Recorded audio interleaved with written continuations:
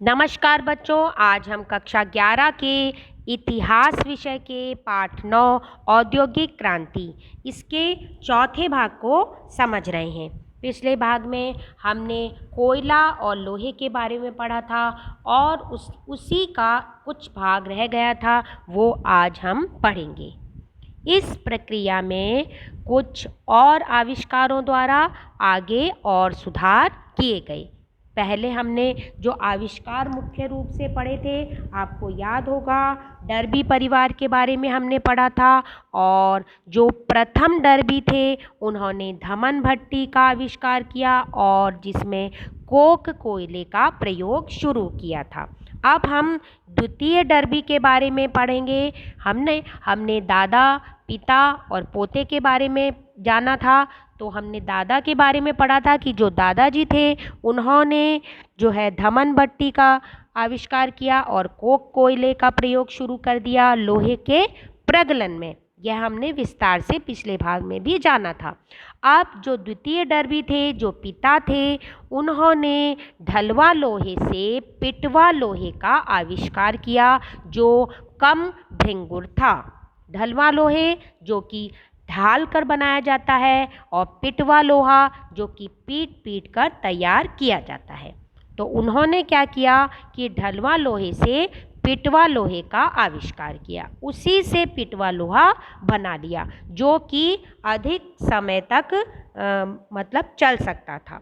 और Henry coat ने आलोड़न भट्टी, जिसमें पिघले कोयले में से अशुद्धि को दूर किया जा सकता था, और बेलन मिल, रोलिंग मिल का आविष्कार किया।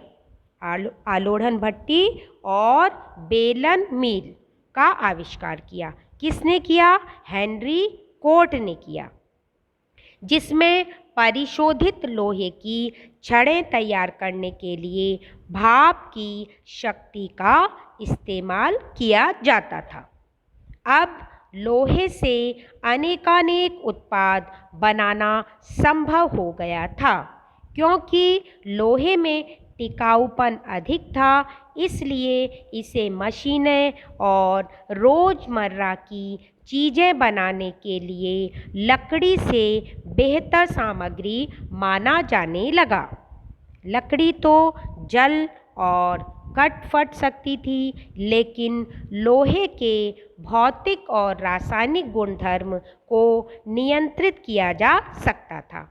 आप लोग समझ गए होंगे कि लकड़ी जो होती है वो जल जाती है, कट फट जाती है, लेकिन लोहे में ऐसा नहीं होता। इसीलिए लोहे का इस्तेमाल ज़्यादा से ज़्यादा मात्रा में होने लगा। 1770 के दशक में जॉन विल्किंसन ने प्रथम लोहे की कुर्सियाँ, शराब की भट्टियों के लिए टंकियाँ और लोहे की सभी आकार की नलियाँ मतलब पाइप बनाई, है ना। जो ये लोहे के पाइप होते हैं 1770 में जॉन विल्किंसन द्वारा शुरू किए गए। लोहे की जो चेयर होती हैं, शराब की जो टंकियाँ होती हैं, वे इसने सबसे पहले बनानी शुरू की। आगे बच्चों 1779 में तृतीय डर्बी, अब हमने प्रथम डर्बी पढ़ लिया था, द्वितीय और तृतीय डर्बी जो कि पोता है। डर्बी ने विश्व में पहला लोहे का पुल कॉल ब्रुकडेल में सेवर्न नदी पर बनाया। तो ये पहला लोहे का पुल था और इससे पहले अन्य वस्तुओं के बनाते थे जो कि मजबूत है। ऐतिहासिक दृष्टि से आज बहुत यह पुल प्रसिद्ध है। विल्किंसन ने पानी की पाइपें पेरिस को पानी की आपूर्ति के लिए 40 मील लंबी पहली बार ढलवा लोहे से बनाई। ठीक है, पेरिस की जो है पानी की आपूर्ति करने के लिए पेरिस शहर में, जो कि फ्रांस में है, और लोहे की पाइपलाइन बिछाई ढलवा लोहे की। इसके बाद लोहा उद्योग कुछ खास क्षेत्रों में कोयला खनन और लोहा प्रगलन की मिलीजुली इकाइयों के रूप में केंद्रित हो गया। यह ब्रिटेन का सौभाग्य ही था कि वहाँ एक ही द्रोणी क्षेत्र, यहाँ तक कि एक ही पट्टी में उत्तम कोटि का कोकिंग कोयला और उच्च स्तर का लौह खनिज साथ साथ पाया जाता था।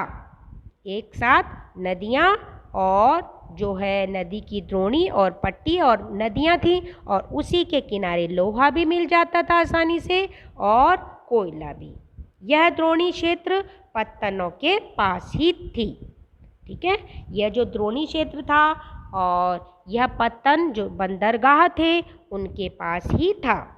वहाँ 5 तटीय कोयला क्षेत्र थे जो अपने उत्पादों को लगभग सीधे ही जहाज़ों में लदवा सकते थे।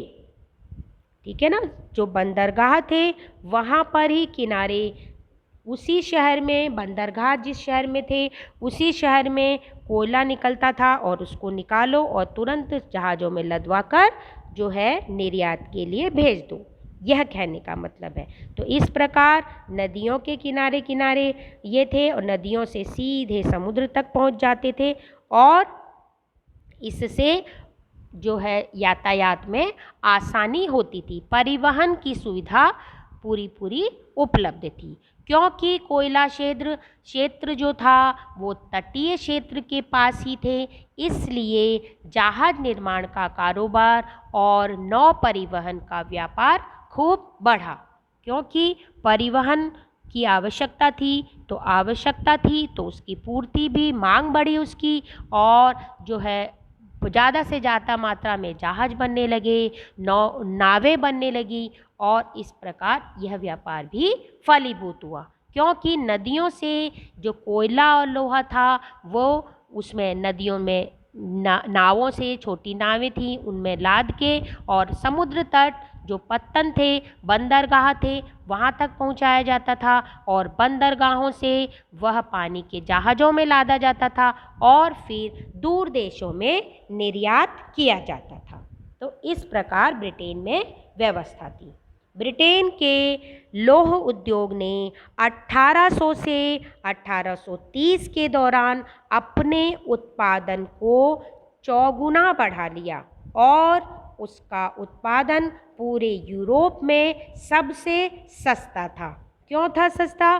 क्योंकि बहुत ज़्यादा मात्रा में लोहे का वहाँ उत्पादन होता था। तो जो चीज़ अधिक होती है वह सस्ती होती ही है। जैसा कि आपको मालूम है, टमाटर का उदाहरण देखते हैं हम। जैसे टमाटर जिस मौसम में ज़्यादा होते हैं तो बहुत सस्ते होते हैं और टमाटर जिस मौसम में कम उत्पादित होते हैं तो वो सस्ते नहीं होते हैं। तो इसी प्रकार अन्य वस्तुओं का भी है, लोहे में भी इसी प्रकार, वहाँ बहुत ज़्यादा लोहे का उत्पादन होने लगा तो इसीलिए यह पूरे यूरोप में सबसे सस्ता लोहा यहाँ का था उस समय। 1820 में एक ढलवां लोहा बनाने के लिए 8 टन कोयले की ज़रूरत थी। 1820 में जब कोई ढलवां लोहा बनाते थे लोहे को ढालने के लिए तो 8 टन कोयले की ज़रूरत पड़ती थी लोहे को प्रगलित करने के लिए। किंतु 1850 तक आते आते यह मात्रा घट गई और केवल 2 टन कोयले से ही 1 टन कोयला बनाया जाने लगा। तो इस प्रकार ये जो है पहले 8 टन की ज़रूरत थी और बाद में केवल 2 टन ही कोयले से वह प्रगलित हो जाता था। 1848 तक यह स्थिति आई कि ब्रिटेन द्वारा पिघलाए जाने वाले कोयले की मात्रा बाकी सारी दुनिया द्वारा कुल मिलाकर पिघलाए जाने वाले कोयले से अधिक थी। तो इस प्रकार बच्चों लोहा और जो कोयला यह भाग था यह समाप्त हुआ और आज का हम गृह कार्य देख लेते हैं। आज आपने जो पढ़ा उसमें से आप 7 अतिरिक्त प्रश्नोत्तर बनाएंगे। चॉइस आपकी है। रिक्त स्थान, सही गलत, मिलान और one word answer, one line answer, आप कुछ भी बना सकते हैं। और इसको एक बार फिर से पढ़ेंगे और उसके बाद प्रश्न बनाएंगे। जैसा कि डर्बी परिवार का प्रश्न पहले भाग में आपने उस डर्बी परिवार, प्रथम डर्बी के बारे में बनाया था। इस बार आप द्वितीय और तृतीय डर्बी वाला तो बनाएंगे ही। 2 प्रश्न तो आप बनाएंगे ही, मैंने बता दिया, और उसके अलावा अन्य अतिरिक्त प्रश्न जो है टोटल आपको 7 बनाने हैं। बच्चों, यह भाग समाप्त हुआ। अगले भाग में फिर मिलेंगे। धन्यवाद।